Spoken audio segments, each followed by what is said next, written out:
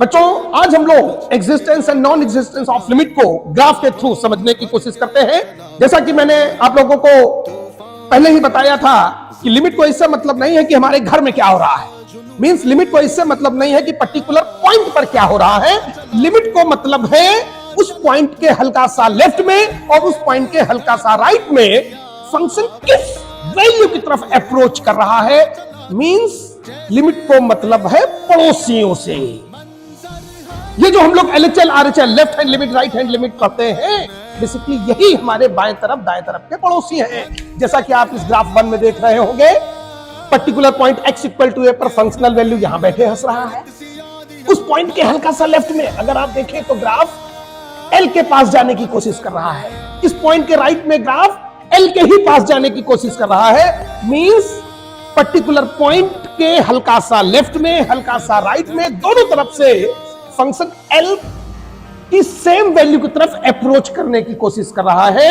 Means हमारा जो बाएं तरफ का पड़ोसी दाएं तरफ का पड़ोसी दोनों एक ही वैल्यू L की तरफ अप्रोच कर रहे हैं, इसलिए यहां लिमिट एग्जिस्ट करेगा, भले ही पर्टिकुलर x इक्वल टू पर functional value f of a हो, क्योंकि लिमिट को पर्टिकुलर पॉइंट पर क्या हो रहा है इससे मतलब ही नहीं है। लिमिट को उस पॉइंट के हल्का सा लेफ्ट में उस पॉइंट के हल्का सा राइट में क्या हो रहा है इससे मतलब है। क्योंकि दोनों ही तरफ से हमारा फंक्शन एक ही सेम वैल्यू की तरफ अप्रोच कर रहा है, इसलिए इस ग्राफ 1 में हमारा जो लिमिट है वो एग्जिस्ट करेगा, जिसका लिमिट वैल्यू L होगा। Existence of limit means tending towards fixed and finite value, जो कि यहां पर L है। आइए बच्चों, अब हम लोग सेकंड ग्राफ की ओर चलते हैं।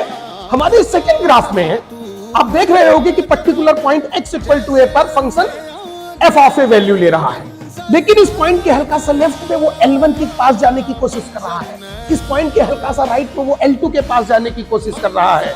मींस जो हमारा बाएं तरफ का पड़ोसी LHL है वो L1 है और जो दाएं तरफ का पड़ोसी L2 है, इसलिए यहां पर लिमिट एग्जिस्ट नहीं करेगा, क्योंकि जो बाएं तरफ के पड़ोसी की तरफ का वैल्यू है और जो दाएं तरफ के पड़ोसी का वैल्यू है वो दोनों इक्वल नहीं है। जबकि एग्जिस्टेंस ऑफ लिमिट के लिए LHL RHL दोनों एग्जिस्ट करने चाहिए।